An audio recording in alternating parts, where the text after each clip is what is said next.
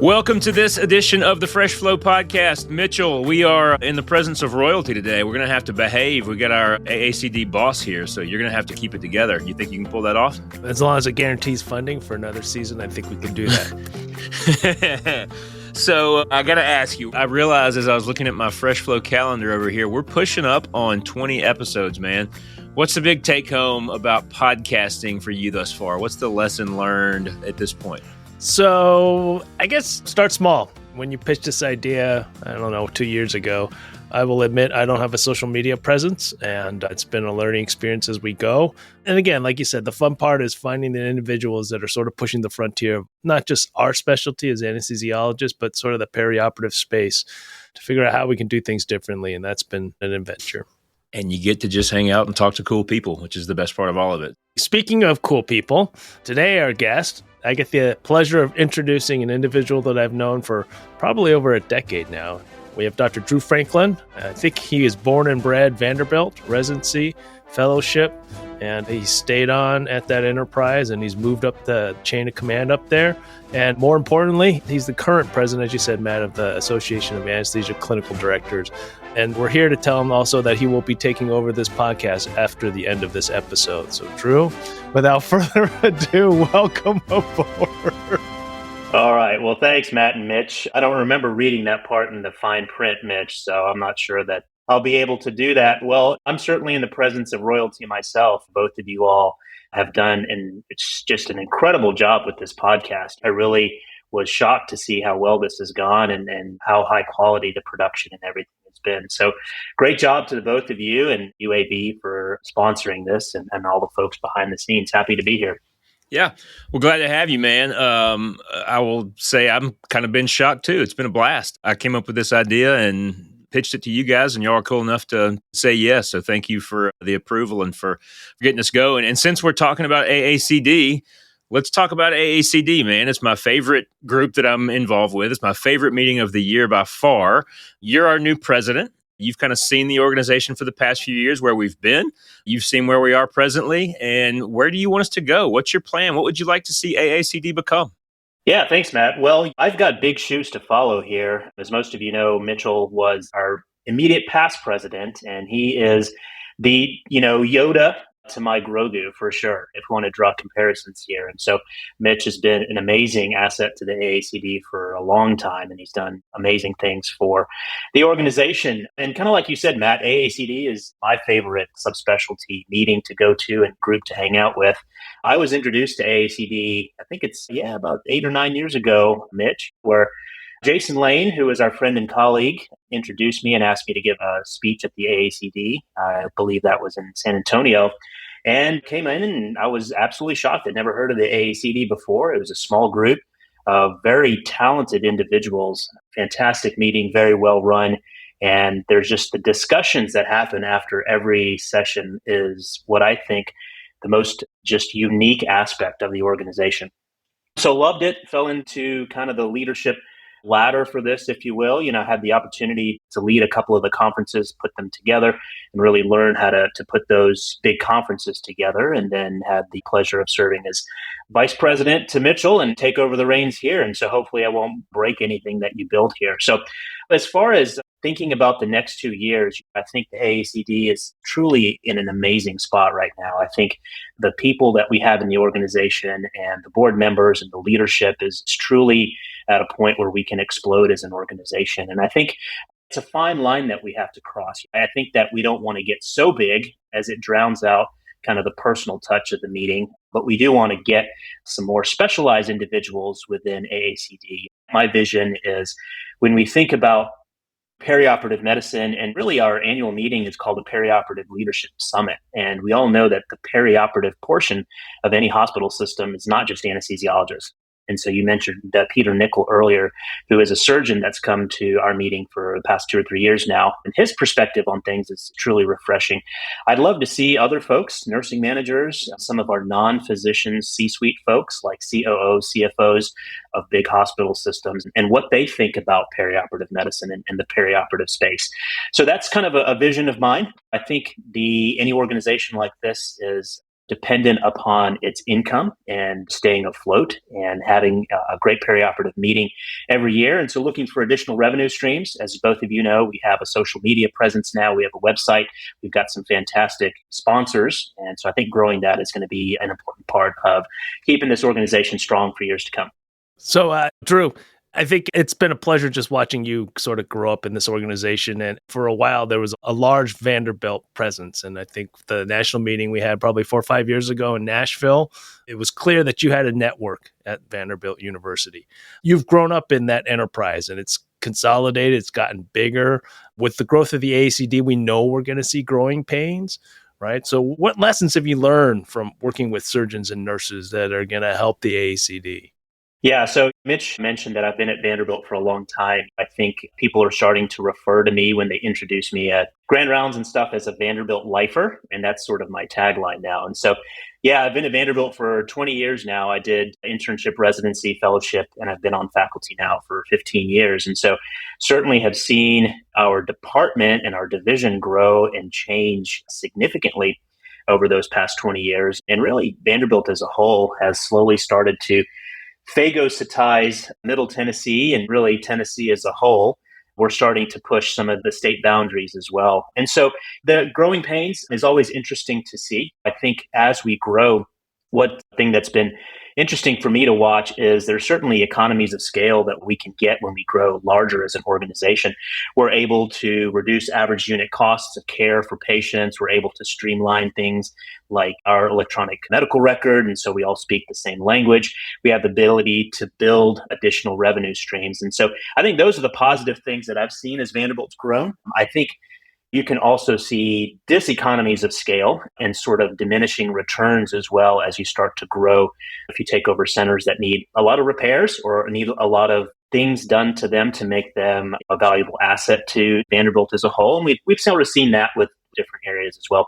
I think a big thing is staffing. And so Matt and I were talking about it a little bit. As we grow, it's important for us to staff, right? And so just because we take over another 25 anesthetizing locations doesn't mean that we can make 25 CRNAs and 10 anesthesiologists appear out of nowhere. So if you guys know a hidden storage vault somewhere in the middle of the country where they store lots of anesthesiologists and CRNAs, let us know because we need a couple dozen more to keep the engine going.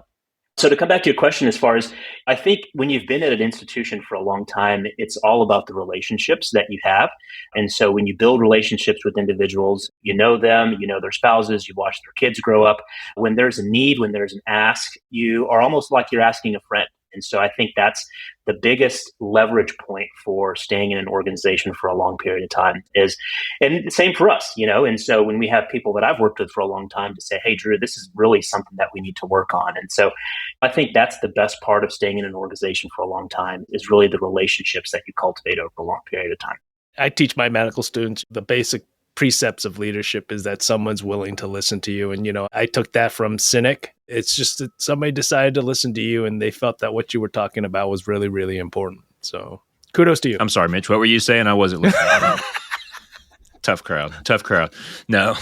Drew, you and I share kind of a passion for value creation in healthcare. We wrote together on it, right? The Icarus Paradox article. We talked about anesthesiology, thinking about moving away from just being a cost center and to creating value and creating return on investment. One of your quotes along the path of us writing that together, I loved and I've still used, and I do give you props whenever I use it. I give you kind of a shout out. But you said that ERAS, Enhanced Recovery, was the pearl inside the PSH, perioperative surgical home oyster. And I thought that was brilliant. As we think about creating value in healthcare, besides that vault of anesthesia providers that we can unearth maybe, how do we do it? What should our specialty be looking for as far as value creation in the future?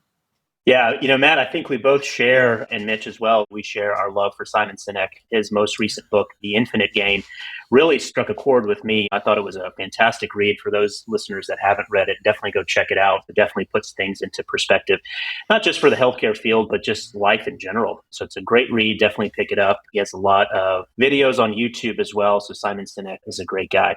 I think from our standpoint, whenever Matt goes out and shops for his newest Maserati, he never buys the standard package, right? He always goes for the premium package. So we as anesthesiologists, we sort of command a premium salary. And so a lot of academic departments are being subsidized by their university systems. There's a lot of financial subsidies that we get as anesthesiologists. And I think the standard package for an anesthesiologist, which is the basic radio and all those kinds of things, is us taking patients to the OR, putting them to sleep, waking them up, and sending them home at some point. And I think that's the standard package. And so when Matt goes for the Bose 16 speaker surround sound in his new Maserati, that comes with a cost. And I think if we're going to look at that premium package as anesthesiologists, we have to think about what else we bring to the hospital system. And so I think the AACD really talks a lot about that. And so we sort of started with OR efficiency, OR management, and we've really grown past that thinking about perioperative medicine, the surgical home, like you mentioned, Matt, and then enhanced recovery after surgery, which is really the highlight of my career so far. And so if we're able to get patients out of the hospital quicker with less complications, all of those things, we're returning value for us as an anesthesiologist. And we can really justify the premium cost that we provide or that we ask for from the hospitals. And so I'll tell you a story about when we launched our second ERAS pathway at Vanderbilt. And so since the beginning of time at Vanderbilt Children's Hospital, when children came in to get a NUS procedure, which is a repair of pectus excavatum, where your chest is sort of caved in and you have to fix that, these kids got epidural catheters and they stayed in the hospital for 5 days since the beginning of time. And so I gave a grand rounds to our pediatric surgery colleagues and I said, why can't we cut it down to 3 days just because we said we're going to? And maybe we'll add something like gabapentin to it. And literally they all laughed at me. They said, there is no way you're getting these patients out the door in 3 days. And let's just give it a go. And so we just told our patients, we expect that you go home in 3 days, right?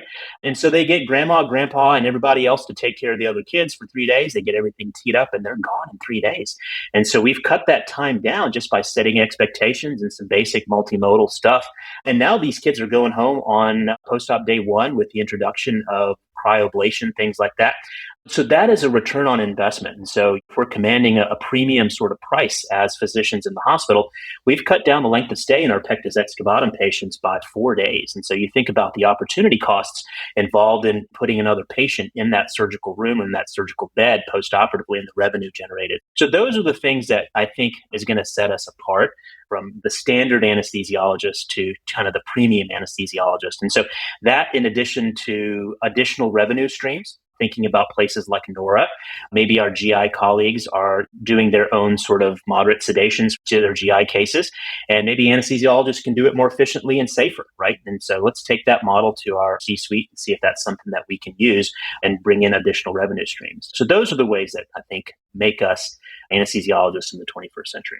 And that leadership you just talked about, that didn't happen without what you talked about earlier, which is relationships. They would have just laughed at you and said, we're not even going to try this. But because they knew you and they respected you, right? Those relationships that you had formed, we're able to actually say, no, let's just give it a run, right? And let's do it. And then let's make it happen. So it goes back to relationships again.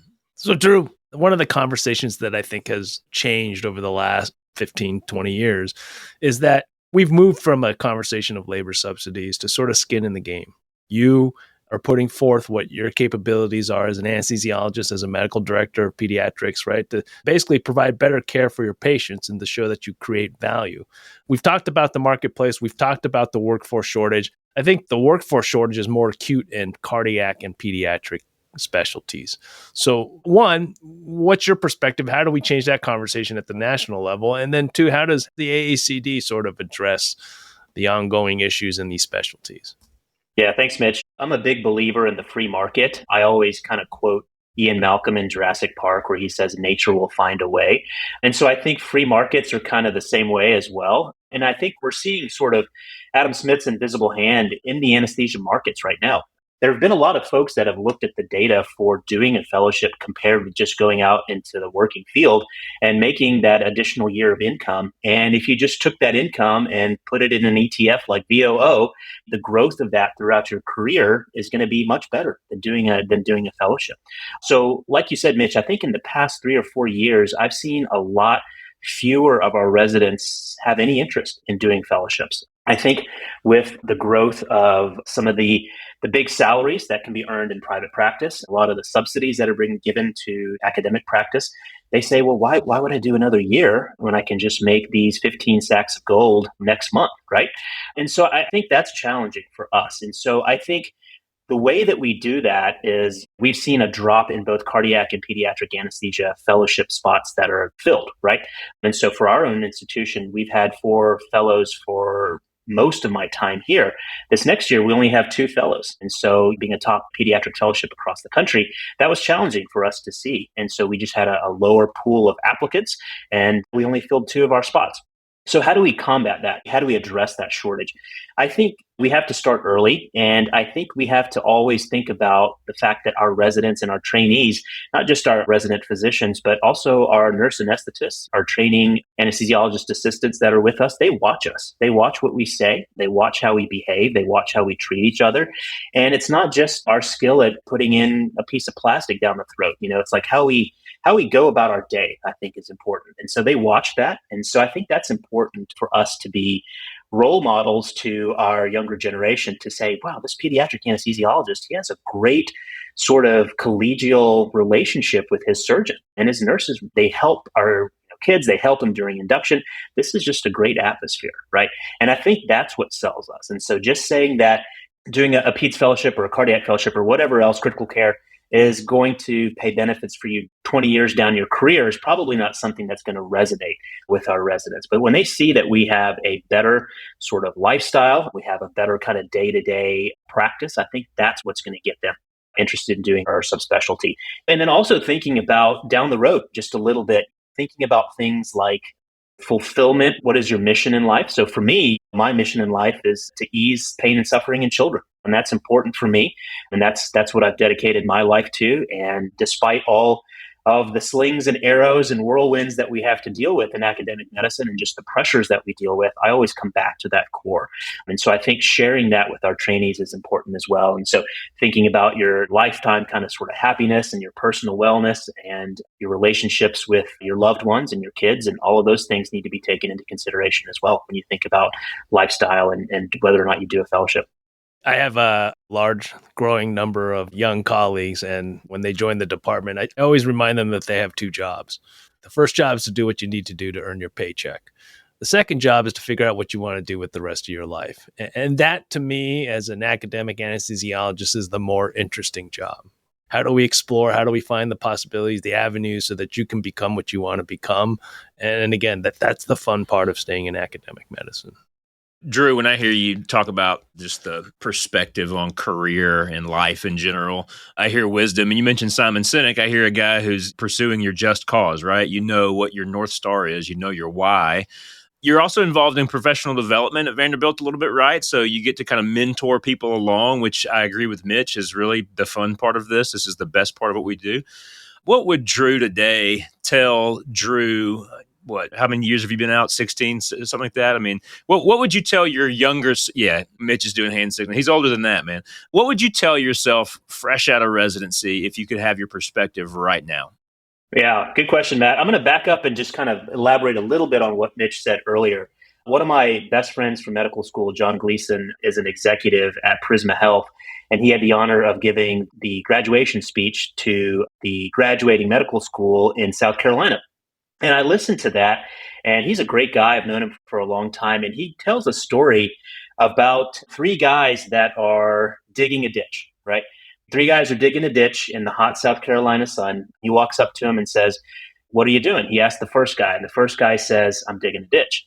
He asks the second guy, "What are you doing?" He says, "I'm making a living." The third guy says, "I'm building a cathedral." And so that kind of resonated with me a little bit, right? And so when you think about the practice of medicine, we do all of those things, right? And so you can have the mindset of, well, I'm just kind of putting this kid to sleep and hoping he wakes back up at some point. Or you can say, I'm just doing this to get a paycheck and go home. Or you can say, taking care of this child or this patient to the best of my ability allows he or she to go back to his family and have a prosperous life. That's the cathedral that you're building, right? So that's the way I kind of think about my North Star. And that's sort of what I think about our trainees is to do this, not just to do it and not just to have a paycheck, but know that this is someone's son, daughter, uncle, aunt, grandfather, and that's their cathedral. And so you are building this cathedral, you're caring for it. And I think that's special. I think for you, Matt, thinking about my various hats that I've held during my, what did you say, 55 years at Vanderbilt? Yeah, Like 274 years. Yeah, exactly. Yeah. I just turned 300 years. I'm on the Social Security rolls, at 300 years. Numerous times. So I think life is interesting along academic medicine. I think as you travel along your career, there are opportunities that you seek.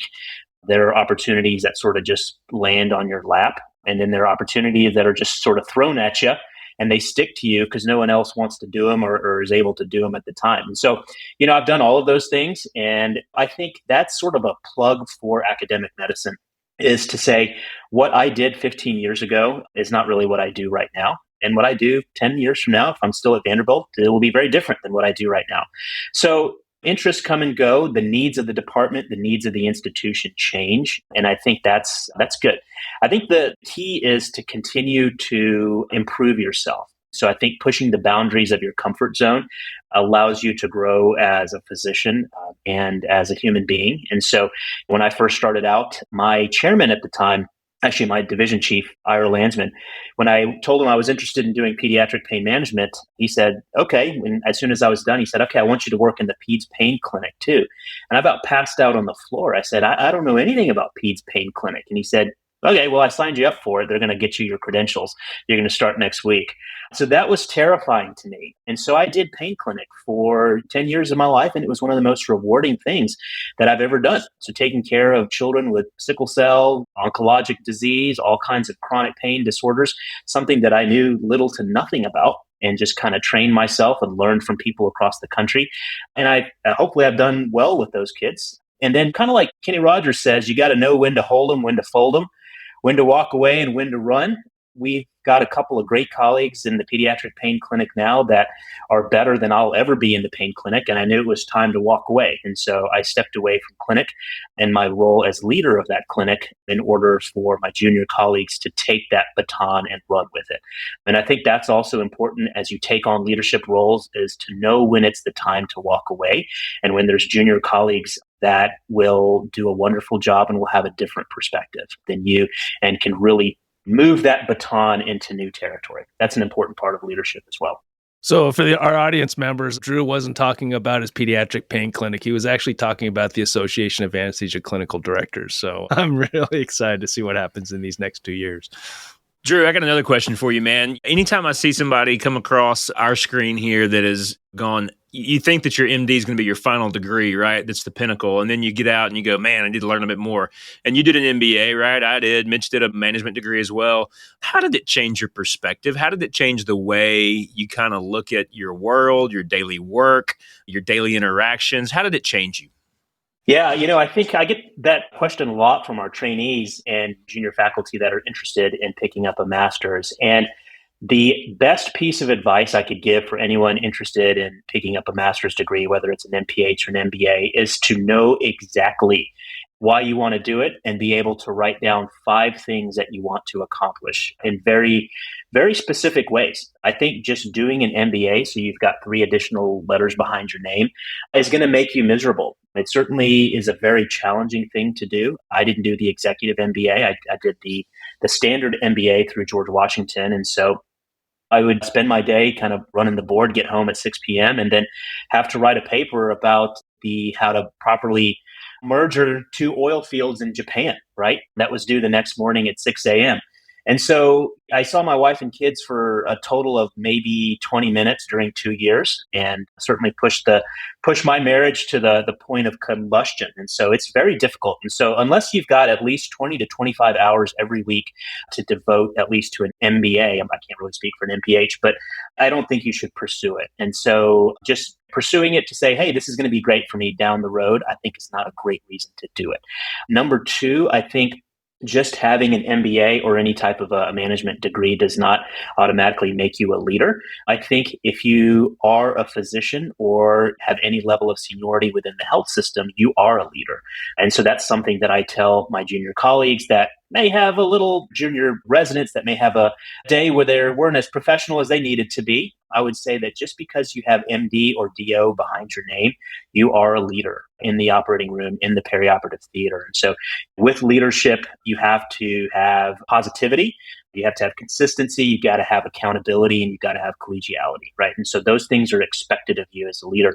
And so I don't think that you need a fancy degree behind your name to have all of those traits. And so I think you can do all of that yourself. The other thing is the reason I pursued my management degree was to really learn how to do change management well. And so when I had some kind of initial leadership roles within our department, I tried to make things happen. And I thought that if I started running really fast, that everybody would start running with me just because I had a fancy title. And I learned that wasn't the case. And so a couple of things that I tried to do and change within our organization just kind of flopped. I read a couple of articles and things, and I said, I want to learn this language of business. And so that's the thing about the MBA is that they study acquisitions and mergers and change management and all of that stuff like we study GLP-1s and statins and all that kind of stuff. And so that was just shocking to me as they studied this with such depth.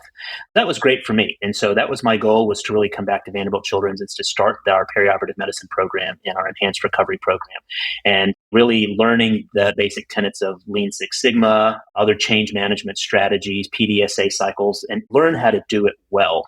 And that really taught me that I need to run at a pace that others feel comfortable running with, and to periodically check to make sure that people are running with you and that you're not running ahead of everyone else. And so I think that's an important takeaway.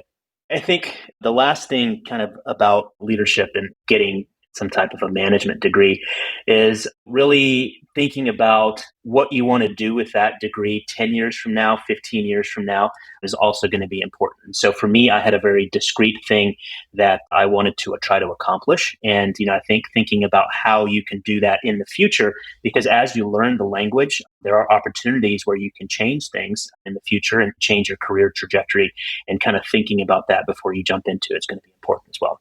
So I don't know about you guys, but I'm still figuring out what I'm doing with my management degree. But no, I think our specialty sort of self-selects for tinkers, right? People that are willing to experiment and push the edges. And so going back to the previous question that Matt asked, I would tell your younger self, if I had the opportunity to time travel back and talk to you, I would tell you, you have nothing to worry about, Drew. You're going to figure it out. And I think that's we are taught to figure it out on the fly. And most of us manage to do it quite well. And that applies to more things than just what we do in the operating room. And so the opportunities are always there. Yeah, thanks, Mitch, for reminding me that I never answered Matt's question there. So what Bro, would I you tell are on the podcast where we wander all over the place, brother. You're in good company here. So if I was going to look back 15 years from now, I would say that everything happens for a reason. I think if you are pursuing something and things don't work out, or you have a project that sort of flops, see that as a win in and of itself. You've learned from that. And then when the next time comes around for you to do something similar, you know where the pitfalls are. You know where the mistakes are that you made. And so I think I would tell myself and other junior colleagues that don't let things that haven't gone right in your career sort of torpedo you. Think about how you can grow from that. And in the end, it always just kind of works its way out.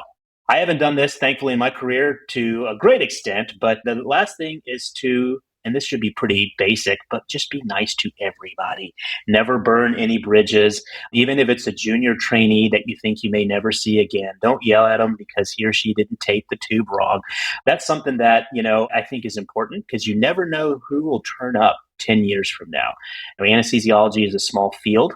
As you progress along this career, you start to realize that the network is very intricate. And then when you go into a subspecialty, like pediatrics or cardiac or whatever, it becomes even smaller. And then when you get into a small group like AACD, it's even smaller. So you will see the same handful of people over and over. So I think never burn bridges. Always try to amend any wrongs that you've done or others have done to you, because I think that will pay off for you at some point down the road. And if not, it's just the right thing to do. A lot of wisdom there, Mitch. I think our organization is in good hands for the next few years. What do you think? I agree. And I also think that we've realized that of the three of us on here, Dr. Franklin has the best radio podcast voice of all of us. So we should learn from that and keep that in mind for the future, right? Agree. Well, okay. Well, Mitch did try to talk me into doing these future podcasts, and maybe I will. Let me think on it. We can write it into the bylaws. That's right. Drew, this has been fun, man. I've always used your pearl in the oyster quote. Now I'm going to use the Cathedral one, and I'm going to give you a shout out for that one. That was good stuff. I hope a lot of our trainees listen to this. There's a lot of wisdom that you've imparted here. So clear the AACD is in good hands, and looking forward to our next few years. It's going to be a blast, man. Thanks for coming on, and thanks for hanging out with us today. Matt, Mitch, great job. You guys have done an extraordinary job with this. And again, thanks to UAB and Luke and everyone else that make this possible. So thanks again. All right. Thanks, guys. This has been fun. Thank you to everyone for tuning in. We'll catch you on the next one.